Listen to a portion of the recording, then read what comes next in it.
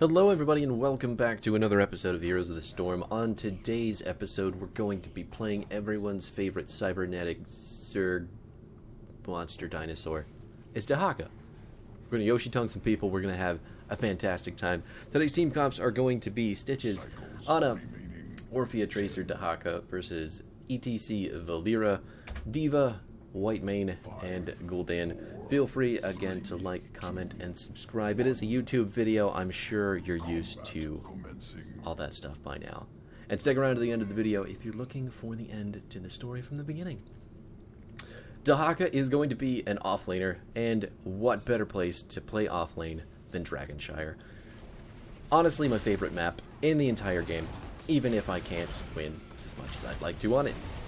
Now, Dehaka, if you're unaware, his ability is pretty simple, but our Q is called Drag. We're just going to shoot out a tongue, going to latch onto somebody, and then while they are stunned, we can move them around with little dino feeds. It's super easy to remember, super difficult to land, because it does have a wind-up. W is called Dark Swarm. It's just a big circle of damage around Dehaka, and there's not much more to it.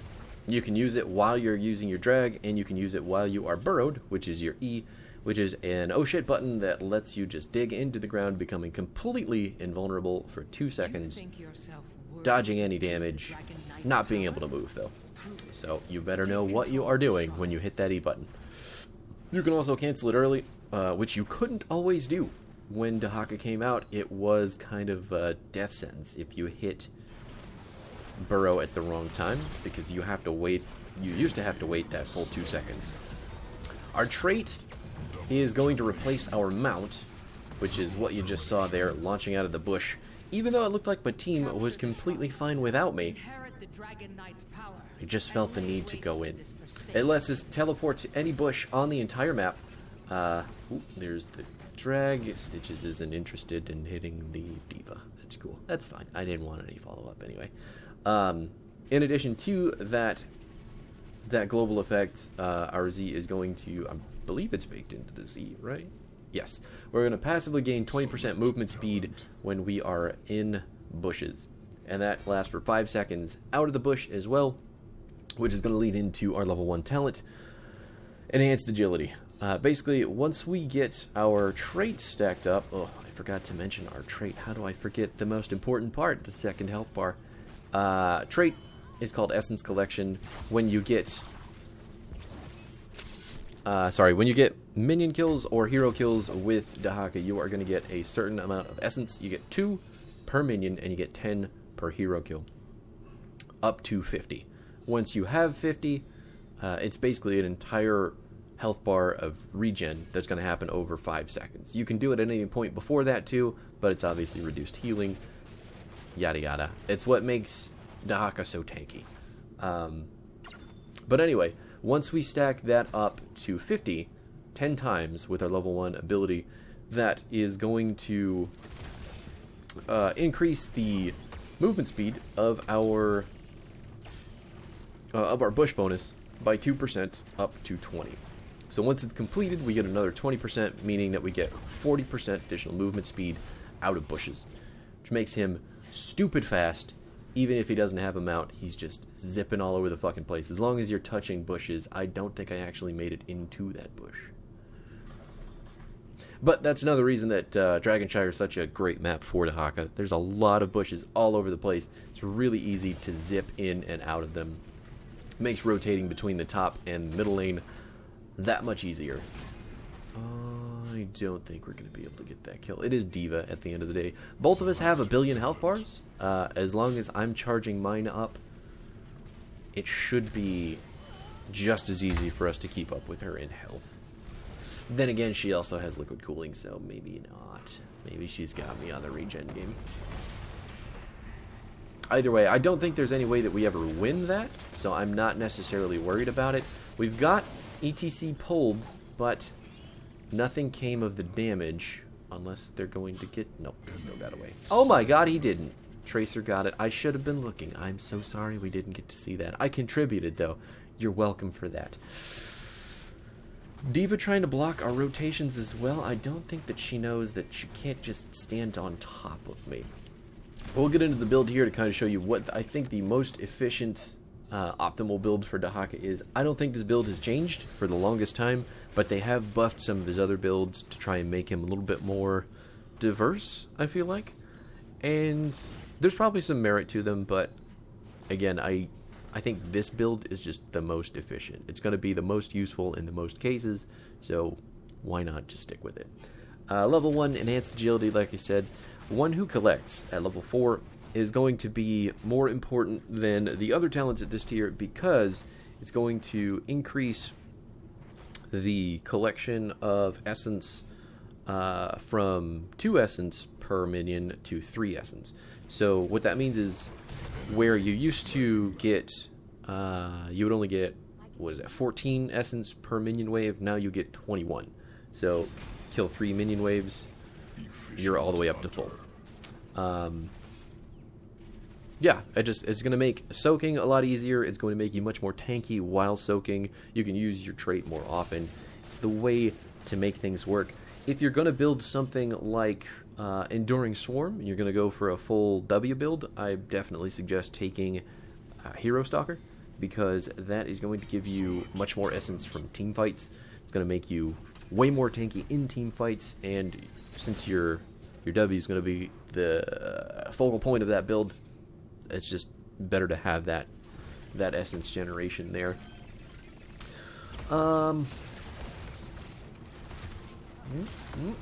Is she going to die? I'm gonna hit her with the silence from the longest range. Oh no. I just cannot believe how easy that was. The ETC comes running up in my face and we just medallion away from the power slide like nothing ever happened. Lurker Strain though. I don't necessarily think that is on the right tier. Lurker Strain I think should be on a different tier, because it just does not compete with the other 2 talents.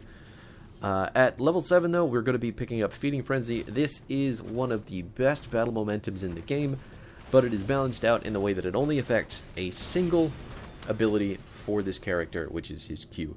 Every time that we auto attack someone with Dehaka, we're going to get 2 seconds off of our drag. Drag is on a 15-second cooldown, and every time that we slap someone while they are being dragged, we're going to be reducing that cooldown by two whole seconds. 2 whole seconds. And given that we're stunning them for 1.75 seconds, it's pretty fucking nuts. Not to mention, drag does damage, so, you know, having another CC damage ability up that much more often is super useful. And if you miss a tongue, which is super easy, as you can see, getting the cooldown back nice and quick is really nice. Please go away. Thank you. Gonna pop our full trait there. Like, look, there's my entire health bar coming back. And we've already got 18 essence back, too, because we killed a bunch of minions. It's so easy to stay alive as this character. It's just ridiculous. Ooh, yes, please. She's got the liquid cooling going, so she's going to be getting some health back. Hit her with the isolation, see if we can catch up to her for another drag. I didn't pull her backwards.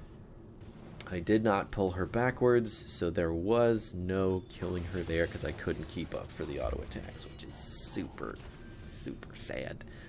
Oh, Tracer. My god, you lovely human being. Taking care of the ETC earlier, and now taking care of the diva. Thank God for you. Striker 13, look at you go. I don't know if I talked about the ultimates yet. So, for Dehaka, there's really just one. Adaptation is in such a niche position that there's very, very, very few cases that you're going to need it. Isolation is basically you're just going to launch a missile. It's on a delay. It's got a big wind up. And once it hits someone, it is going to silence them, it is going to slow them, and it is going to reduce the vision around them so drastically that they can't see anything outside of their character model.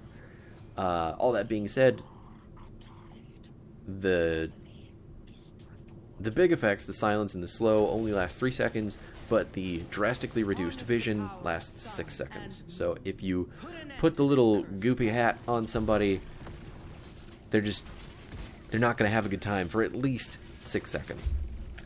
Then at 20, once we get Contagion, that's just going to bounce to more people and give everybody a goopy hat and make everybody's time just terrible. Just super bad. It's really good, which is why the talent itself is so important to have for Dehaka. It makes him more aggressive, gives him a lot more, purchase in the backline to be kind of the playmaker that he wants to be. I don't know if I need to come down here. Okay, we're just going to do it anyway. Going to tongue Valera directly out of the Stitch's Gorge. He's going to pull over ETC as well, and Tracer's just going to clean everything up. Just doing what she does best. Traded 2 for 1 because Orphea and Ana were split off from the rest of the team, which is a little bit, maybe pay attention to the map. But hey, do what you're going to do. Anyway, speaking to Adaptation, though, the ability, it's not that it's bad. It's just got such a huge wind-up, and it's got such a defensive use to it that unless you're building W, number one, I don't think it works with this build at all. Adaptation is mainly just going to give you another health bar because you're going to pop it, you're going to run in, you're going to hope that you don't die, and then you're going to get 100% of that damage dealt back as health once the ability is done channeling. So that's 4 seconds it's going to take, and you have to not die in 4 seconds, which, given the climate currently, I mean, it's kind of hard to stay alive for that long, even if you're trying to predict it. And you may run into the situation where the enemy team just stops attacking you and starts chasing after someone else. Please don't shoot your missiles at me. I'm just here to take the shrine. I don't need... Okay, well, we're just both going to miss all of our abilities. I'm going to miss my tongue. She's going to miss her bomb. She's going to have her... I missed my ult. Robot's coming back any second now. There it is. Don't want to take any damage from her stupid boosters. But now we need to leave. There is Valera trying to unstoppable through her silence, but she took a little bit longer than I was expecting to actually jump on me, which is fine. Whatever, do your thing. Meanwhile, the rest of my team is just cleaning yours up on the bottom side of the map. At level 13, though, we're going to be picking up the Primal Rage talent. 90s kids will remember. One of the best fighting games of all time. Primal Rage is going to increase your auto attack damage by 1% per essence stored. So obviously once we get 50 stacked up, we're going to get 50% bonus damage. I don't know why I dug there, but whatever. And then having 50% bonus damage stored up makes it easier for us to just auto attack people, which we're going to be doing anyway to get our drag cooldown back. So we're really annoying in the backline, which is mainly how you're going to be playing Dehaka anyway. You're going to dig in most times for the big flanks, you're going to come around the backside as your team is engaging, and you are going to create lots and lots and lots of bad news for the enemy team. So having the auto attack damage is just the pièce de résistance on your Q, really, which is the focal point of this build anyway, with Feeding Frenzy. And we're going to take Elongated Tongue at level 16, which is going to increase the range of our drag, making it more difficult for people to get away from us, which is just how we want to be. Sticky, Tongue, Dinosaur, Engage. Other talents at level 13 and 16 that you can take...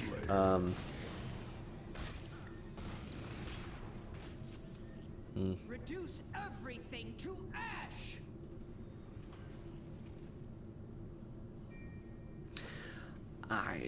Ferocious Stalker is probably pretty good too. You don't really want to take Primal Swarm unless you're building for W, because reducing the armor is only really good when you're standing on top of them, and if you're standing on top of them a lot, you want to have Symbiosis going to have the cooldown reduced for Dark Swarm. So I think that's probably that. But Ferocious Stalker looks pretty good too. Slowing for 15% while we're standing on top of people makes it easier to auto-attack them, and dealing 50% more damage while we're coming out of bushes is also pretty good too. So I think there is a choice there. At level 16 though, I took Elongated Tongue just to make sure it's easier to get a hold of people if they're trying to run from me. The other talents at this tier, though, are also really good. You can get armor while coming out of bushes, or anywhere near bushes. 20 armor while that's all going on makes Dehaka pretty tanky. He feared as I immediately tongued him. The delay on drag is really noticeable, especially in those situations. Still gonna die, though. We're gonna get the kill as Stitches is just gonna land the hook right on top of his stationary ass. And we're gonna take the keep as well. I don't think we can end the game here, even though Diva is just really not interested in coming back, apparently. But I also don't think that we have a whole lot of building damage between the 5 of us. Yeah. Oh, I'm gonna get stunned. Okay, it's time to leave. Everybody needs to do the dinosaur and get out. Big hook coming from Stitches to interrupt the mosh pit, though. Fantastic stuff there. We've got Contagion because we are level 20, so my team wants to re-engage, but we're going to trade ETC for Orphea, and we're just giving the enemy team level 20 at this point, so there's no reason to stick around. I'm just going to dig top, go do some more lane pushing, letting my team know with the pings that this is where we're at, and looks like the 3 of them didn't really get the message right away, so we're still doing this. Stitches is trying his damnedest to get the enemy team to just leave. I mean, the friendly team to leave. Look at all those back pings. He's just like, please get the fuck out of here. I killed myself so you live. And there you have it. That's what a true tank player is most frustrated with in the entire game. So the enemy team's all set up on the left side of the map. They're trying to get all their camps going and get the waves pushed out, so we can get this pretty easily, seeing most of them on the map. That being said, we've got 40 seconds for our tank to come back, and 2 seconds on our Orphea. So we just need to get all of the camps on our side going so that the enemy team can't take them, because they're going to have 20 by the time Stitches is back to actually fight again. I mentioned it earlier, but we did take Contagion at level 20. It's going to bounce the Goopy Hat to all heroes near the first target. So if they're clumped up and you hit even one person with Contagion, everybody is going to get silenced and slowed for 3 seconds, and then super blinded for 6 seconds. It's so good. So good. Just giving everybody so much anxiety, honestly. Other talents at level 20 that you could pick up: Apex Predator. Reducing the cooldown of our Z from 75 to 40 seconds is good, but maybe not the greatest. This is a huge pick from our Stitches, playing completely 100% perfect with our comp. Landing that hook over the wall and making sure that we get this man advantage going into this stage of the game means Dragonite for us, means the enemy team doesn't have a diva to fight us if we ever want to fight. I've got my Brush Stalker, so I'm basically permanently active for any team fight that happens. The enemy team just threw the game by standing on the wrong spot. Stitch is pulling everything in. Their team is trying to go way too hard towards us, so we just get everything good. Is that descriptive enough? You're welcome. Even if they chase into that right there, there's plenty of bushes in that area for me to dig in. I'm not worried. I'm going to take this. Tracer's going to cap the dragon. Everything is over. I don't think I need to tell you anymore, but this is just kind of an elongated 30-second win. At least I hope so. Because there's always the chance that we throw on the core, because Diva's alive now, and my team isn't dragging the wave up. So this is something to take away for your own games, no matter what level of player you are. If the wave isn't following the objective or your team up to the building, then you don't have minion pressure, you don't have catapults, you don't have, more than hero damage. I'm just gonna dance through the death mosh. All you have to rely on are the heroes. And obviously, looking at our five boys here, we don't do a lot of building damage. So the fact that the catapults have only gotten up to the core just now is a huge problem. And the fact that my team didn't wait for the wave to come up means we now have to rely on a chance that the enemy team doesn't kill all of us. So, thank God I've got 1 billion health bars. Diva reducing everybody's damage. We're just going to dig with our Dark Swarm and make sure that we're completely invincible to kill off the rest of the core. Tracer looked like she was running away there. Not sure why. But suiciding at the core became the only option because the catapults did not get pulled up and our team did not wait with the minions to get in range to do core damage. At level 20, those catapults are hitting like a motherfucker, and you need to have them on the core with everybody else. That's how you create a winning push. Anyway, here's the build again in case you need it. Enhanced Agility at 1, One Who Collects at 4, Feeding Frenzy at 7, Isolation at 10, Primal Rage at 13, 16 is Elongated Tongue, and Contagion is level 20. Everything about this character is so much fun. You just need to get used to playing him, need to get used to looking at the map, need to get used to just how fucking cool this skin is and how you can never really play anything else because it's so good. My God. This is his release skin from 5 billion years ago because he's a dinosaur, get it? But tell me this is, like, look at it. Look at it. Don't try to argue. This is the best fucking skin in the game. We'll be back tomorrow with the next... Who is it? Who are we playing tomorrow? You know what? I'm not even going to tell you. We're going to leave it as a surprise because it's October and everything should come as a surprise, a shock, or a spook. Stay tuned for the ending of the story from the beginning, and I will see you tomorrow.